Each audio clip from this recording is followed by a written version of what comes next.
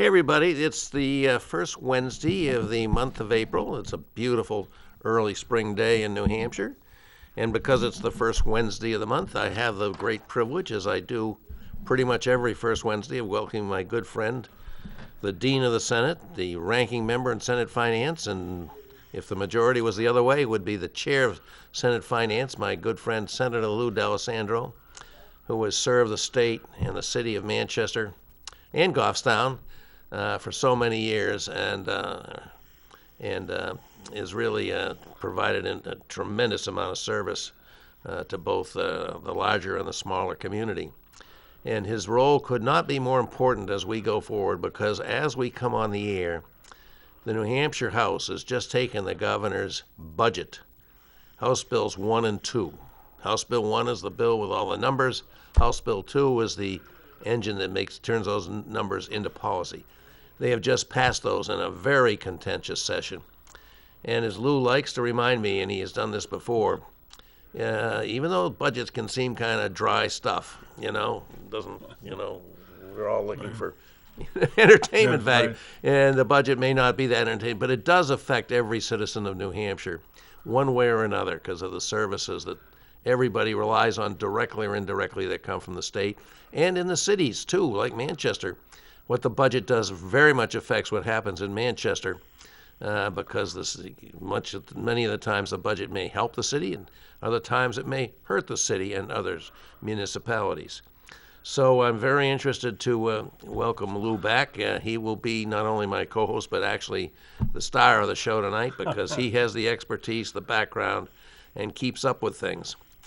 So there you go, Lou. That's my intro. You could take it away and go where you want to and tell us about this budget and what its implications are. Thank you. I do know one thing. Yes. The budget comes in three parts. First, the governor proposes a budget in his budget address. Then the House of Representatives gets to take a crack at it. That's what happened today. But the third, and perhaps most important, therefore the most important part of the budget process, is what the Senate does, because they get the last crack at it, which means that they get to have the most up-to-date revenue estimates, which are very important in fashioning the budget. They get the most up-to-date data, and they get to the Senate is supposed to be a deliberative body and cool down the passions of the House, both in federal and state. And that's part of the reason, that's part of the reason the Constitution put the Senate in charge of the last bite at the budget, do you suppose? Well, the wisdom of our forefathers sometimes manifests itself in the legislative process. But indeed, the Senate does have the last shot at the budget. And as you said, the House today passed House Bill 1 and House Bill 2. House Bill 1 actually states the revenues for the state of New Hampshire and gives you a picture of how much money you have to spend in organizing the next operating budget.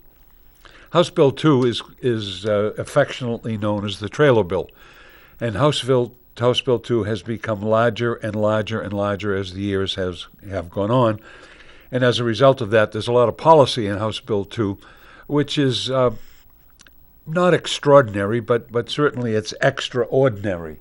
Because policy is usually debated on the floor of the House and on the floor of the Senate, yes, and then introduced into the legislation. But in this particular session, there's a tremendous amount of policy in House Bill 2.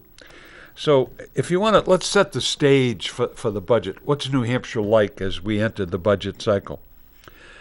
A difficult economic situation for many New Hampshire residents. More than 1 out of 4 Granite State adults reported paying for unusual household expenses, and was somewhat or very difficult period. That's pretty heavy when you think of it, because we had a thriving economy prior to this pandemic. And we're looking at federal actions and what would be some example of those unusual household expenses? I mean, that's an astounding thing, but what sort of things would that encompass? Let's look at one item: kids not going to school. Right. And who takes care of the kids? Which takes a lot of people out of the workforce because they have to be home with their kids. And daycare. They're not going to daycare. They're not going to school. So what's happening? You're staying home with the children. And as a result of that, the mental health issues among young people have gone up dramatically. I looked at every day I look at mental health and children and adults who are locked up in emergency rooms or held in emergency rooms. Now, fortunately, the number of kids today was down to 5. The number of adults is still about 39, but that number's been fluctuating between 0 and 25 or 30. And on the adult side, from say 0 to sometimes almost 50. And we don't want to tolerate one person in the emergency room because that's not where they belong. Right.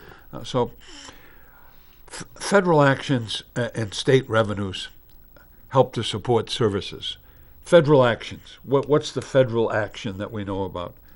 The American Rescue Plan, the American Resource and Recovery Plan, sponsored by the Biden administration. All right? Big deal. Big deal. And lots of money is going to come to not only to the state, but it's going to come to the cities, the towns, and the counties. And that's a big deal. Now the question is, how do you use that money?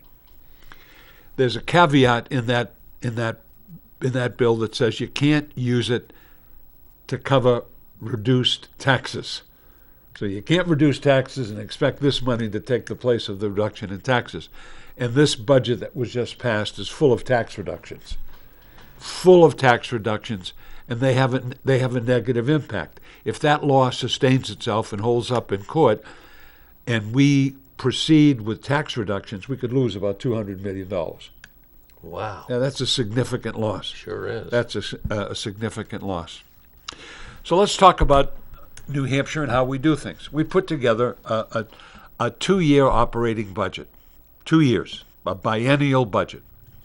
And as Bob said, the budget process starts with the governor, and the governor must offer the legislature a balanced budget. That's the only time a balanced budget really plays into the game. It is not true that the House and the Senate, after doing this, have to produce a balanced budget. We've carried over deficit budgets. We've done that in the past. So, governor presents an operating budget that's balanced. In the governor's budget, tax reductions were featured. Business profits tax reduction, business enterprise tax reduction, meals and room tax reduction, and the interest and dividend tax over a 5-year period would disappear. That has an impact of about $135 to $140 million on the negative side. And if New Hampshire has an income tax, that's it. That's it. We claim we don't have an income tax, but in a limited way, the interest and dividend tax is a tax on income. Yes, it is. I think on the plus side, it's the more wealth you have, you pay the tax, and there's a threshold that you're allowed to deduct, and then you pay beyond that. But the wealthiest people pay the interest and dividends tax. That's true. And in the law, it says it's an income tax. All right, that the statute clearly indicates that. But the governor, in his budget, eliminates that, reduces the business profits tax, reduces the business enterprise tax, reduces the rooms and meals tax. You take all of that together, and you've got a very healthy decrease in revenue for the state of New Hampshire. But you say under the proposed Biden plan, you can't just reach out to the federal largesse and say we're going to backstop those cuts with these federal funds. That's correct. And if you do, you suffer a penalty. And you lose $2 for every dollar that you recover in taxes, that you reduce in taxes. So, as I said, this could cost the state of New Hampshire about $200 million. $200 million. About $900 million is going to come directly to the state, and hopefully that's going to come through the fiscal committee. It didn't in the past, but if it comes through the fiscal committee, the legislature, because it's in session now, will have an opportunity to deal with that. Money is going to go directly to the cities and towns. For example, the city of Manchester is going to get $44.5 million over that 2-year period from this Recovery Act. Every city and town in the state of New Hampshire will receive some money. It's formula based. The counties will receive money. Counties are going to get more money than they've ever seen. They are going to get lots and lots of money. So that money is going to pour into our state, and hopefully what it does is it reinvigorates the economy and gets the economy going. That's one side of the picture. On the other side, you got the state budget. And what does the state budget do? Of course, all that assumes that this bill passes in the Congress, and that's hardly a guarantee, right? Well, nothing's guaranteed in this life except death and taxes. Right. Those are the only guarantees. But indeed, I believe that the president will get it passed, even if it only takes Democratic votes. It's Yeah. so important. Yeah. It's so important. It's so important to our. It's so important to us, really, our survival, our economic well-being. Yeah, nationwide. Yeah, nationwide. It has a dramatic. It's going to have a dramatic impact and a very positive impact on where we're going. So in New Hampshire, when you're looking at the budget, Bob, the largest section of the budget deals with health and human services. Right. That's the biggest item. It's about 50% of the budget.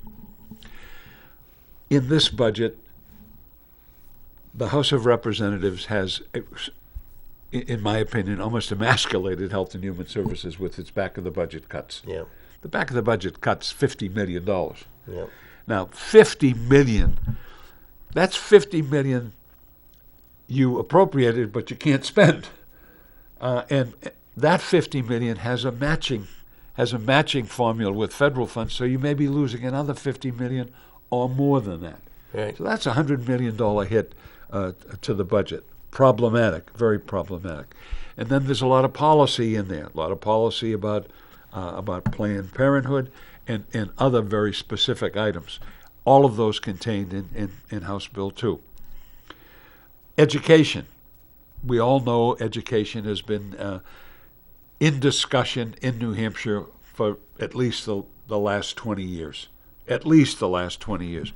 The major change was made during the Shaheen administration. There have been changes over and over and over again over that last period of time. Well, what's the House done? We have a statewide property tax. That statewide property tax has a value. The value, I want to be exact, I think it's $363 million. Always $363 million. And if your value goes up, it always remains at that level, but the tax goes down. If the value goes down, the tax goes up, but it always comes to the same number. And if that tax produces more money than you need, it's retained at the local level. Retained at the local level. The House has reduced the sweat tax by $100 million. $100 million. And they've taken a portion out of the education formula that was in the last operating budget. And that's that fiscal disparity aid. So are we talking about the adequacy funding? Is that what you're discussing here? Adequacy is at $3,078.78. I can give you the exact number. I don't have my glasses, but the adequacy number is what every student gets. And you build on the adequacy because there are certain other things that give you more money. Special education gives you more money. Mm-hmm. Free and reduced lunches get you more money. If you're not at reading level by the third grade, that gets you more money. And then there was another item called fiscal disparity aid. The property poor communities got fiscal disparity aid. All that litigation over decades. Yeah. Okay, that's gone. That's wiped out of the budget, and that's $63 million that's not there. Now, they made some other changes with regard to building aid. Building aid's going to come into play. They put a little more money into that. They pay off the building aid deficit a little bit quicker. But indeed, the key situation is this is a one-year plan. It's a one-year plan, and what happens next?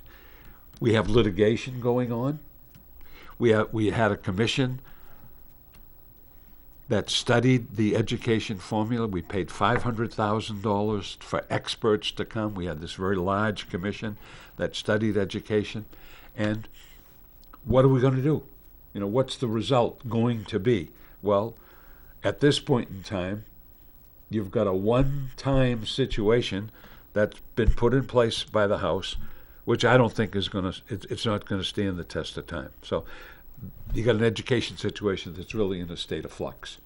And then you have a series of other pieces of legislation that are flowing through the legislature now. Charter schools, advancing charter schools. That takes more money away from the public situation, even though they are public charter schools.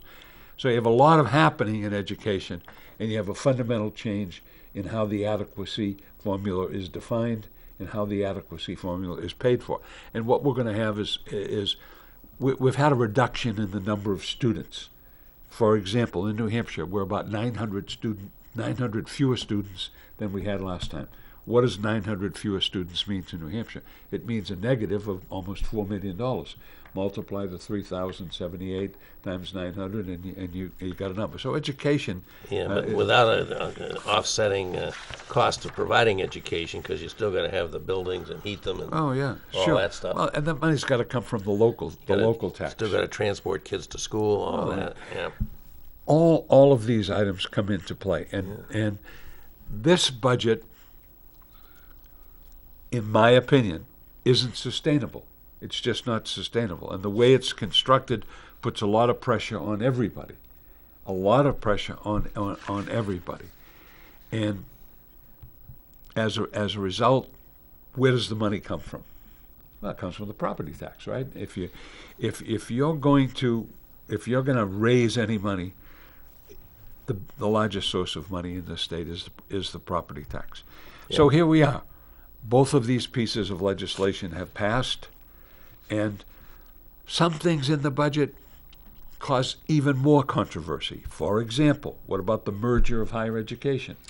Big part of the governor's budget message was big part. We can have economies and have a better product delivered if we just merge our community college system and our university system. Okay.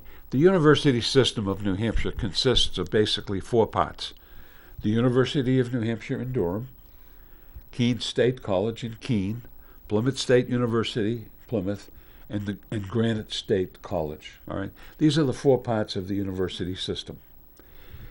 The community college system of New Hampshire, I think, has 7 locations right around the state. What's their role versus the university system's role, and can these two things be brought together as a cost-saving entity? This has been tried around the country, unsuccessfully, I might say. Where has it had some success? In the state of Maine. Some success in Maine. But you just can't do this by snapping your fingers. What you need, and I think the House took the right position here, they put together a study committee, financed the study committee, to look at the merger, to examine the merger, and to see how it would take place. At the same time, you've got the community college system of New Hampshire that's headed by one chancellor. You've got the university system of New Hampshire that's headed by another chancellor. And you've got totally different aspects of how to run an entity. You've got different unions at one level, then at another level. You've got a transition situation with regard to the movement of credits from one entity to the other. And we've never solved that. We've never had, transparency in terms of the ability to transfer credits. And we got different missions. I mean, what's the mission of the community college system? What's the mission of the university system? And how much money can you really save by putting them together? Mm-hmm. Who is gonna come up with an adequate plan? I like the word adequate. Right? An adequate plan that says this is going to happen, and as a result of this, there are going to be savings, and these savings can do what? What can savings do? They can reduce the cost of tuition. And isn't that our goal in life, to make it affordable and accessible to every student who wants to go? And we've got a wonderful university system, I might say, and the community college system has done a great deal, just done a great deal. Gives an opportunity for older people, workforce development. And that's, what do we need? We need workers, and we need a different kind of worker today. We don't need the textile worker. We don't need the shoe worker. We need the advanced manufacturing worker, yeah, who can go to Dean Kamen's place and work, who has a degree. Well, look at the people that now fix your cars. They have to be very highly trained they with certainly all the do. technologies in our automobiles these days. It's a high-tech business. Very. And the automotive industry understands that. I think the lobby, the car situation, the vehicle situation, the Automobile Dealers Association, they understand what it's like. Think Amandro Capone doesn't understand what it takes to go underneath that car and get that $40 or $50 an hour that it costs to fix one. You got to have someone that knows what they're doing, because people are paying a price and they want it done. So these are very important situations. They're extremely important. Workforce development, electricians, plumbers. Look what Eversource has done at Manchester Community College, invested in linesmen. Yeah. Because we can't get people to do those jobs. They're really having a hard time getting difficult time type of worker. Yeah. So you've got two different missions. How do you bring those two together in a cost-saving modality? That's something that you really have to look at, because once that move is made, think about redoing it or thinking about taking it apart. Yeah. Which has happened around our state in a number of issues. And then the other situation is the governor wants to create a new Department of Energy. Right. And now that's a big deal for you. I mean, that's big deal for me. I was amazed that's your baby, and very surprised to see that in his budget message. And then they put it in the trailer bill, so it's part of the budget process. And I gather if they passed House Bill 1 and House Bill 2 as they did today, that means the Department of Energy is approved by the House. Well, you're going to have a Department of Energy, and maybe the Department of Energy is overdue. I think it is. And I can certainly talk about that, but I believe there's something where I can agree with the governor's advocacy on that. And there's a very, very major move Yep. In terms of the operation of the state and the consolidation.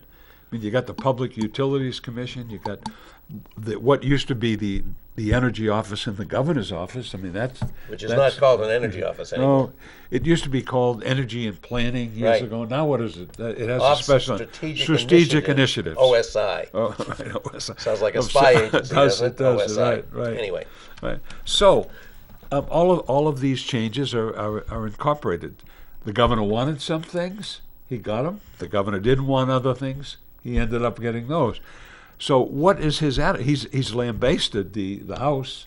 He's come down on the House. There's things that the House did that he's denounced more vigorously than a lot of other things, which many would find troubling. Yeah. I think probably starting with the House decision that he should not be able to declare a state of emergency and just by his own executive authority renew it every 3 months. Every 21 days. Oh, every 21 days. I'm sorry. Okay. 3 weeks. That's a significant policy decision. Right. Does that belong in House Bill 2? Should that not have been debated? It doesn't have any fiscal impact at all, does it? No. It may be very indirectly, but that's something that, and yet the House and Senate committees that would normally deal with this kind of thing don't get to weigh in on it if it becomes part of the budget process. Exactly, it becomes law. Yeah. And look, we have been in a state of emergency in the state of New Hampshire for over a year. Yeah. Over 300 plus days. Yeah. And now the legislature understands, I think, from looking at what's happened during that period of time, that if they're eliminated from the process, they don't get to deal with the big items. And the big items are the money that's coming in and how to spend it. Yeah. So the legislature took this policy, put it into House Bill 2, because there are those who were concerned about what was happening. Now, you got a very difficult House to deal with. You got 400 members. The Republicans have the majority, but it's not a significant majority. And it's a very split majority. It's a very split majority. There are some real extremists in that House majority. And what did it take to get that majority to come over and vote for this budget? Yeah. It took these policy issues in the budget in order to make that happen. And certainly the Planned Parenthood situation was another very significant policy situation. Yeah. All right, policy that's in House Bill 2. So where do we go from here? Right over to your shop, the New Hampshire Senate. It comes to the New Hampshire Senate, and next Monday at 1 o'clock, the House Finance Chair, Ken Weiler, will come before the Senate Finance Committee, which is made up of 5 Republicans and 2 Democrats, and will present House Bill 1 and House Bill 2. House Bill 1, House Bill 2. The House, in assembling its budget, divides the budget process into 3 parts: Division 1, Division 2, Division 3. Each division deals with special parts of government, but the key is Division 3, that deals with Health and Human Services. So you're going to have the person who headed that division come before the Senate and make an overall presentation. And then you will get from the Legislative Budget Office a financial statement. And this financial statement will tell us where we are at this point in time and what things look like extending out over the 2-year period with what's in the House passed budget. So that's what's going to happen on Monday, and then we begin our work on where we will be for the next 2 years. And we've got the work done by the 30th of June, because on the 1st of July, the new budget comes into play. And remember, the governor has has options. If he sees first of all, before we get to that option, the House has passed a budget, the Senate passes a budget, the 2 will confer. That's called a committee of conference. That committee of conference will be set up when the Senate has finished its deliberations. Now, there are options that can take place. The House can concur with what the Senate has done. There's no committee of conference. The House can non-concur and establish a committee of conference, and the House has the option of non-concurring, and just walking away. Yep. If there's concurrence, the budget goes through. If there's non-concurrence and you have a committee of conference, the committee of conference is set up. The House and the Senate get together. They look to pass a budget, and they send it on to the governor. Governor has options. He can veto the budget, which he has done. He can let the And he's made it pretty clear if this House budget went through as it is now approved, he will veto it. Hasn't he said that? He said that he doesn't like it. So, Yeah. I mean, his inference is yes, he will veto it, or he could let it become law without his signature. That's another decision that the governor has to make. But the process, in my opinion, was a bit flawed. And it was flawed because of the fact that so much policy was thrown into the budget at the 11th hour. And why was policy thrown into the budget? It was thrown into the budget, as the chair of the House Finance Committee said, in order to get votes. Let's go right back to your situation that you brought forward. You said there are splits within the majority. Mm-hmm. There are different factions within the majority. Those factions had to be satisfied in order to vote for the budget. Mm-hmm. Well, those factions will want what they have in this budget to remain in this budget, because that's why they voted for it. And as a result of that, I think you have a situation that makes for some very interesting work over the next 2.5 months. Could it have been possible for the governor to actually work with the House Democrats?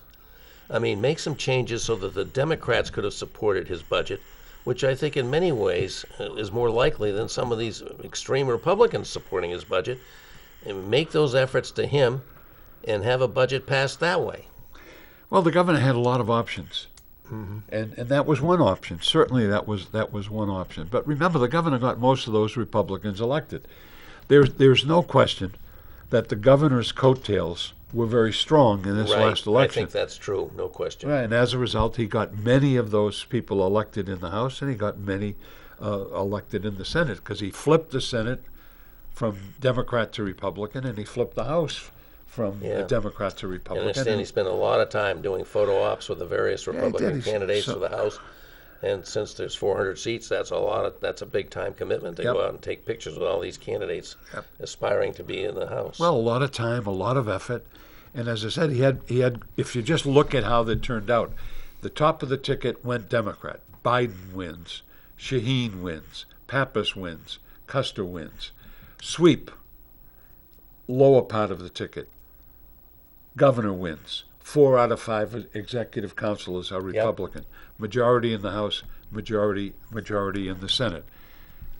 What's the premise that you walk away from? That the governor had strong coattails. Right. And he worked hard for these people. One would have thought there would have been a return on investment, so to speak. Would you think? Well, the return on investment really didn't come, and as a result, we're where we are today. And I think it's important for our viewers to understand that this budget affects every one of you, every person in this state. And when you get to the Health and Human Services side of this budget, every time you make a cut, every time you reduce $1 of general fund spending, in most instances, you got hanging out there a match of some kind of federal dollars. It's either a dollar for dollar match, sometimes it's $2 for every dollar you spend, sometimes it's $3 for every dollar you spend. And these are, again, Health and Human Services items. And when you look at a $50 million back of the budget cut, what you do is you put that whole service area in jeopardy, and that causes some very significant problems. So there's a quick overview of where we are, and we thought we put together a pretty decent budget last time. And here's the other thing: there isn't going to be a deficit. In my again, from everything I've seen, the lapses and the revenues that came in over this biennium take care of the deficit. So there's no going to the debt fund. The revenue stabilization account. We don't have to go there. And this budget at the end of the biennium puts $38 million more into the revenue stabilization fund. So you're not funding things. You got Is that the rainy day fund? That's the rainy day fund. Okay. Right. So that's kind of where we are at this point in time, and hopefully we can get some questions from people out there as to please what's call going to happen. 640-3091 if you have a question or a comment for. Well, it wouldn't be for me tonight, probably, but for Senator Lou D'Alessandro. Lou, can you talk about what this budget, in the unlikely event that this becomes the budget for the state of New Hampshire, and it is probably that's not great, and that may be a good thing, what the implications would be for the city of Manchester? Well, I think the city of Manchester would obviously get hurt now. Just the education situation, and the fact that we have fewer students, that's going to be very problematic for the city of Manchester. But when you reduce the business taxes, and when you eliminate interest and dividends over a period of time, these have ramifications in terms of money going back to the communities.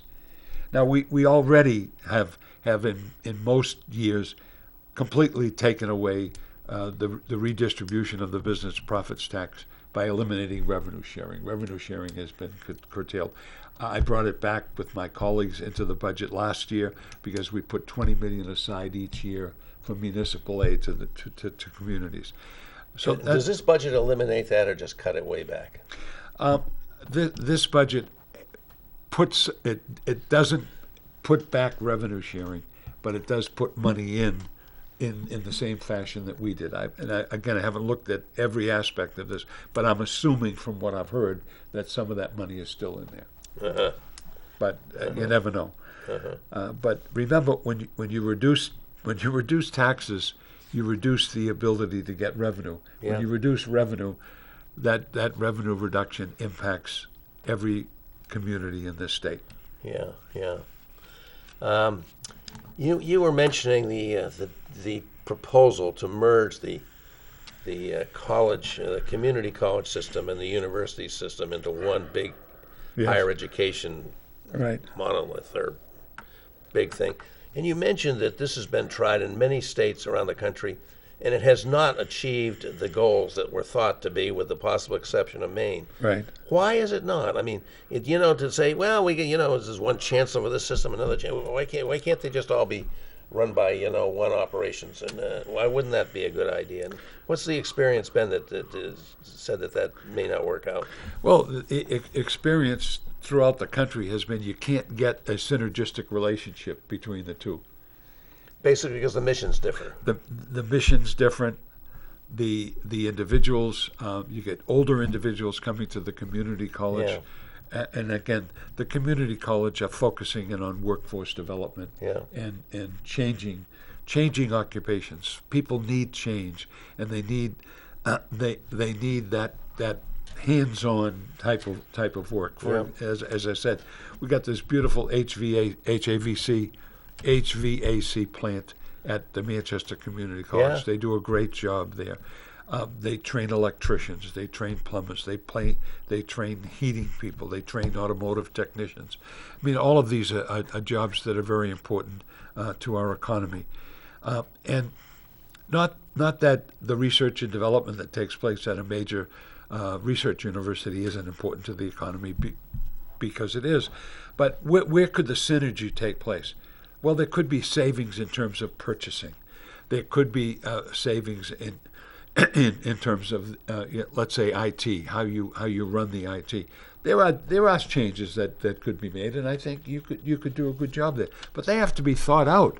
They can't just happen at the drop of a hat. Mm-hmm. You've got to plan for these things. I mean, look at the problems that we had with IT in the state of New Hampshire, and that's one system.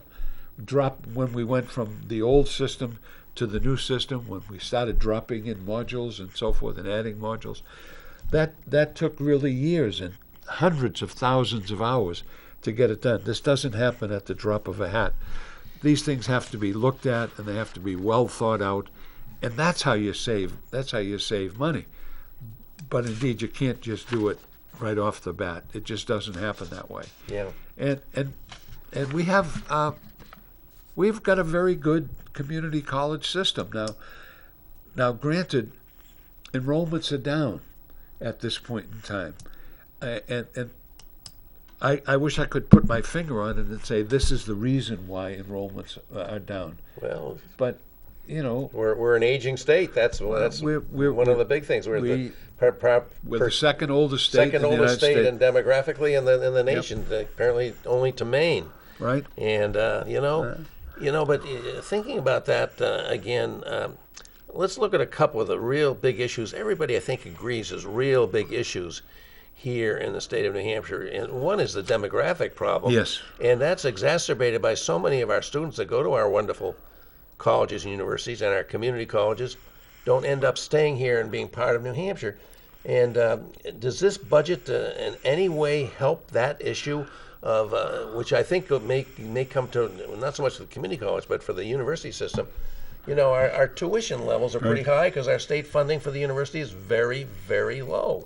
Well, it is low. And to answer your question, anytime you can affect lowering college tuition, you've gone a long way towards getting kids to go and getting those graduates to remain in state, because the cost and the burden of attending the institution is high. So aid to state education. Now, we do it through the 529 program because we made a deal with Fidelity, and we get a certain number of points per people who join in, and that money goes to New Hampshire students at New Hampshire institutions in terms of a scholarship. Yeah. So, but it's like $300, $500, $800. Tuition costs have to level off. I mean, we can't have the escalation into it. I've been in education most of my life, and I can tell you that the cost of tuition, the cost of education, is beyond our means. Really, the ordinary person can't afford it. Look at private universities in the next calendar year, academic calendar year. Can you imagine paying $60,000-$70,000? That's room, board, tuition, books, and fees. Who can afford that? Who can afford that? And if you can't afford it and you're poor, what do? Well, you hope for scholarship aid, and big institutions with huge endowments like Harvard, where you went to law school, they can help out. I mean, what they got a multi-billion-dollar endowment. I think it's like $40 billion. Multi-billion. So they can help. Yeah. All right, they can help. Our state universities don't have that kind of an endowment, so we've got to find ways to reduce tuition. How do you reduce tuition? Economies of scale. And that's what the governor maybe was thinking about. I'm sure he probably was, yeah. Sure, if you can reduce operating costs by Yeah. efficiencies, then you should do it. Right? That makes a great deal of sense.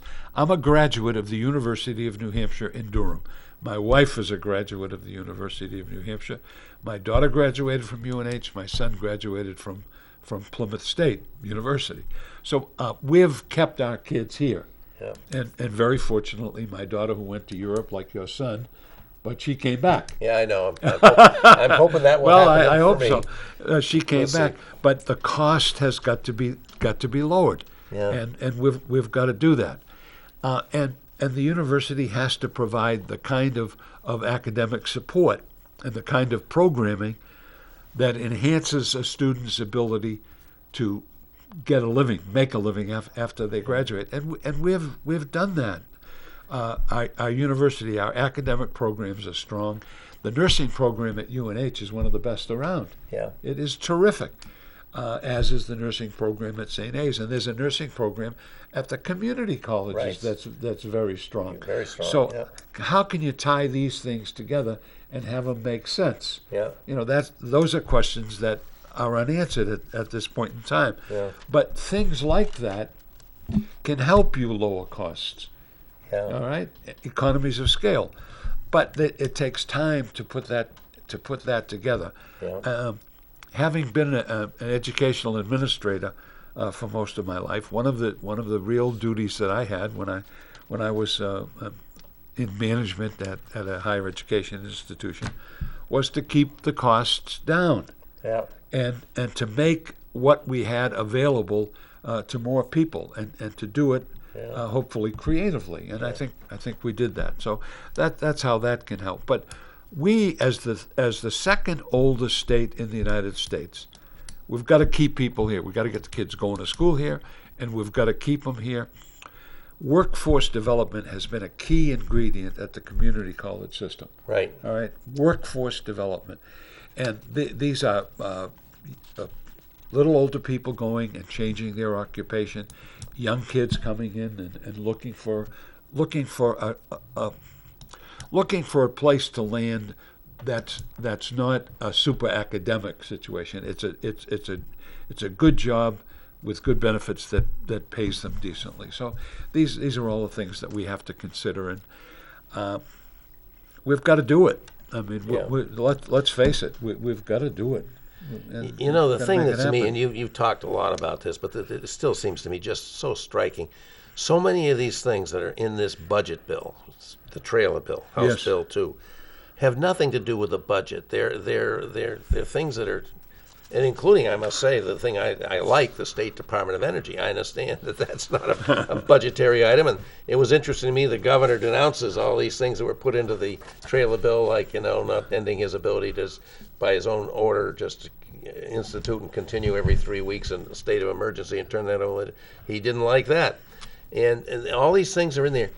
I mean, I guess this is not unprecedented, but can you remember a time when we had so many non-budget items that would normally go through the usual legislative process of going to a policy committee with expertise in the field in both houses, and instead just putting it in the trailer bill and say, if you want a budget for the next 2 years, you got to vote for this thing?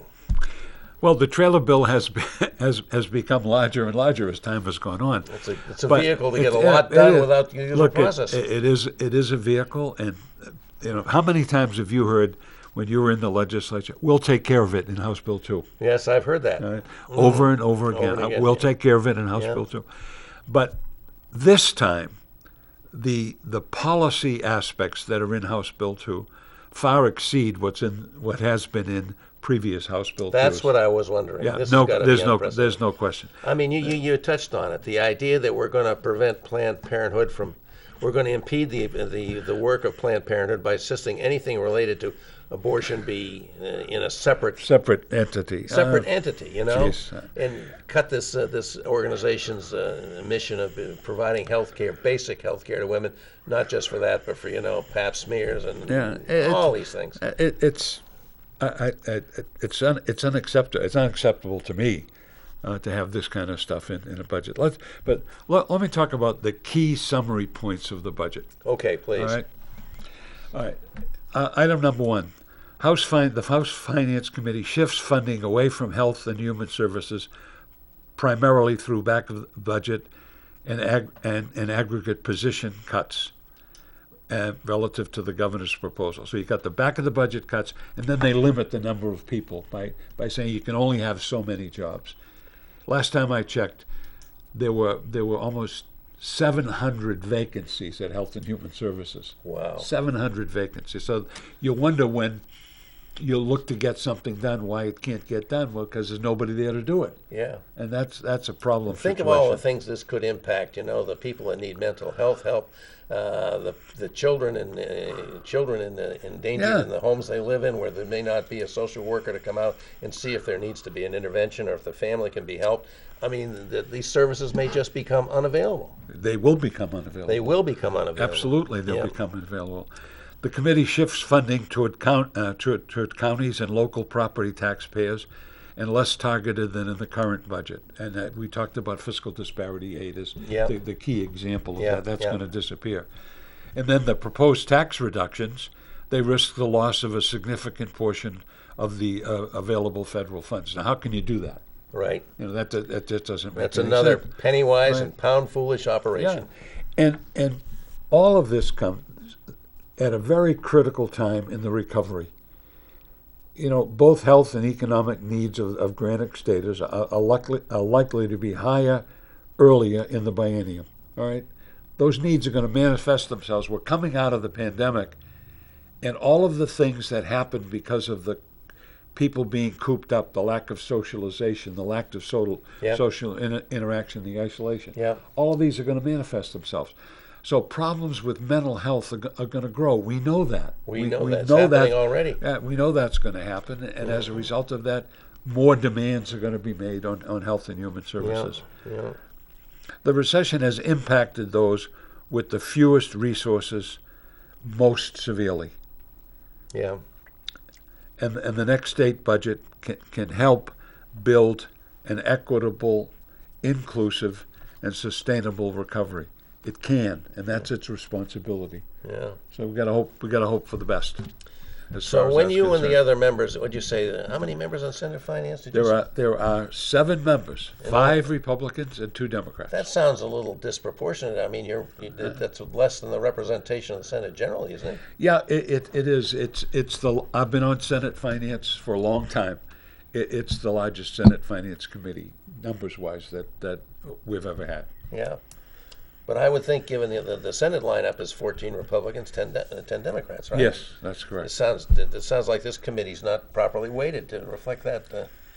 Whatever. I mean, it is what it is. Yeah, it is what it is. That's it. And we've got our work to do. We've got a period of time to do this work, and crossover is the 9th of April. That was the House Committee budget deadline, and they met it. They passed it. Yeah. March and April catch revenues should be known to us early in May, so the Senate will have a better handle on revenues, and we'll know the Committee of Conference has to report out by June 17th, and the last day for us to pass a Committee of Conference report is June 24th, 2021, and the state fiscal year 2022 begins on the 1st of July. So you see, we've got a lot of work to do. Got a lot of work to do and not a lot of time to do it. A lot of big issues. Huge issues. Yeah. So I did notice one thing in this budget that you may feel good about. Historic racing. I can't go to a show about your legislative career without acknowledging your fervent advocacy over so many sessions. So that New Hampshire should be open to casino gambling. Well, and this is moving in that direction, isn't it? You're going to be trying to push that through. Well, I voted for it because every charitable organization in my district called me and said that they needed the support from charitable gaming, and as a result, I voted for it. Do I think it was the best thing? No. I think the best thing was for us to do what I proposed 21 years ago. 21 years. People say, gee, you're batting your head against the wall over and over again. Yeah, Well, I did it for 21 years. Yeah. We had the opportunity to put in New Hampshire a great facility. We could have retained horse racing, which we had had for 100 years, and we could have had a huge facility, a beautiful Well, horse facility. racing's not doing too well anywhere now, right? No more Suffolk Downs, no more Well, Rockingham Park. no more. Well, Rockingham's gone because it's gone. We could have saved it. We had an opportunity to do that. And what do we have now? We have little casinos, which we don't have because there's no such thing as a casino in New Hampshire. Right. So we got this false deity, and I say deity, that has appeared, and now they're going to have horse racing. Well, is that equivalent to slot machines? Because that's the big Yes, deal. of Whether you're course. really going to have slot machines, because those are so addictive. Yes, we're going to. I differ with you on this, Lou. As you Oh, know, sure, I but, know. But I had to understand. smile when I saw that. I said, "There's maybe one thing in this budget that Senator Lou will find congenial." I don't know. Well, look at historic horse racing is going to come here. There seems to be a pent up demand for it. As I said to you, every charity that in my district called and asked for support of this piece of legislation. Yeah. So it's going to come.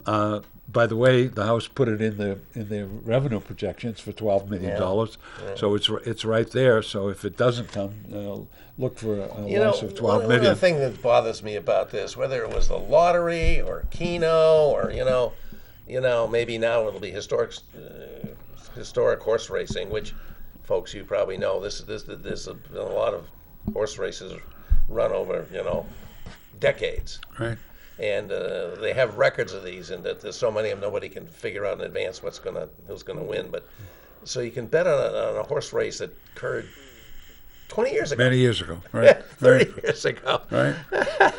I don't know. It just, but it seems to me that every time you do this, you're asking the same people, the guys and gals who want to gamble, and some of them become, compulsive and addictive to the gambling, to be the ones to pony up, whether it's buying the scratch tickets on the lottery or the Keno or the historic racing, or I imagine the charitable gaming that, as Lou correctly points out, does carry on in all parts of the state, and we're not a gambling-free state. That is, you're absolutely right about that. No, we're not. Yeah. We're certainly not gambling free, and I think over this past weekend we brought in a ton of money on our sports gambling. Yeah. Because of the March Madness. And by the way, March Madness, I thought the games were terrific. Yeah. Both the men and the women were terrific. Yeah, you would. Oh would boy, enjoy I'll that. tell you, terrific games. The semifinal game with that buzzer beater. I mean, The buzzer beater by the kid from Gonzaga, with 1.1 seconds left on the clock. From about the half Half down court. the court. Yeah, right over half court. Just a brilliant shot. Well, brilliant. That's And then- brilliant and extremely lucky. Well, he said he does it every day in practice. He does. That's what he said. That's what he said. So I got to give him a great deal of credit for that. But look at more money is waged on that particular entity than the Super Bowl, if you can believe that. But it is what it is at this point in time. Well, I have one thing I'd kind of like to mention, Lou. Yep, You've I'm long ready. served the city as well as the state, and one of the things I've been working on with a group of interested citizens is to, finally move forward, and we've now asked the aldermen to put a motion in to do this, is to establish an advisory environmental and energy committee for the city of Manchester. That's been my hobby horse since the days when I was fighting the Seabrook Dragon, and only slaughtered half of it, unfortunately. But about a third of the municipalities in the state of New Hampshire have energy committees, and they're very helpful to the community. Sure. They can advocate for maybe setting a goal for carbon reduction, because we're having a tough time getting that done at the state level. Right. But many municipalities have done that. Advocating for, having Manchester get on the stick and provide more charging stations as we move to electrify The our vehicles, and including, I would hope, the municipal vehicles. which are, got many advantages, including cutting emissions. Maybe finally having an advocacy force that could finally get something done with that old landfill out on Dunbarton Road, which is, Right. I say it ain't going to be garden apartments, folks. So why Right, not, right. fill that thing up with solar panels that can provide Right.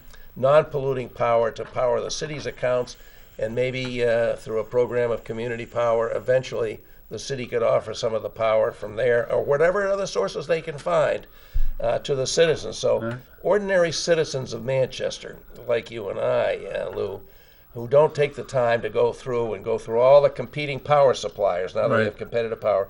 I mean, who among a homeowner is struggling, to meet the day's requirements and the budget for the month, has the time to go through and check all these Right. websites and see who's beating the default power that's provided through Eversource, but not from power provided by Eversource. It's Right. just delivered over their lines. Right.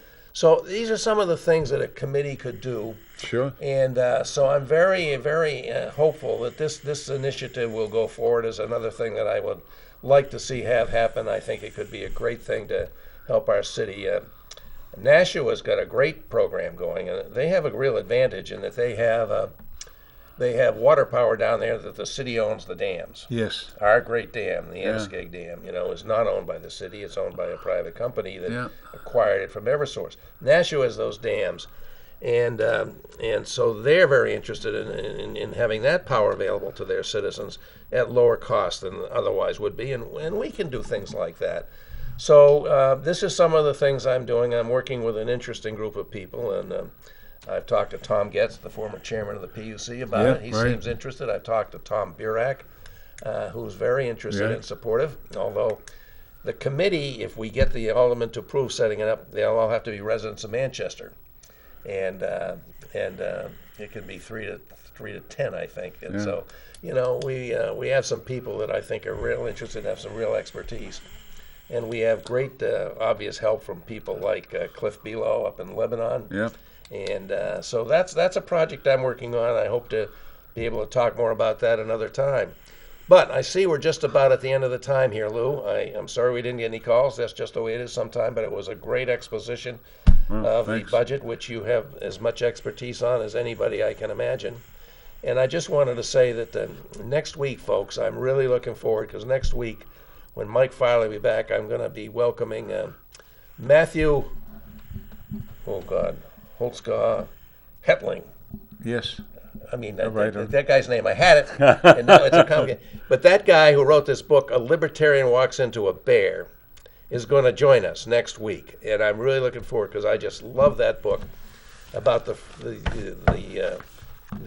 fact that New Hampshire had a free town project before we had the Free State Project. Most of us that care at all about government and politics know about the Free State Project. A lot of them moved to New Hampshire, the commitment to turn New Hampshire into a libertarian paradise. Well, it was a predecessor experiment in the town of Grafton. Wow. Grafton, New Hampshire, up on Route 4. Right. Formerly home of the Ruggles Mine, now closed. And I don't know what else they had up there in Grafton, but they had the free town people. Yeah. And they decided they should be allowed to feed the bears, and that's why the title comes in. Didn't work out too well, folks. But we'll talk to Matthew next week about that, and I hope you'll tune in. I think it's going to be a really interesting show. All right, folks. Thank you, Lou, for joining me as you do in the first week of the month. It's been great. See you next week, folks.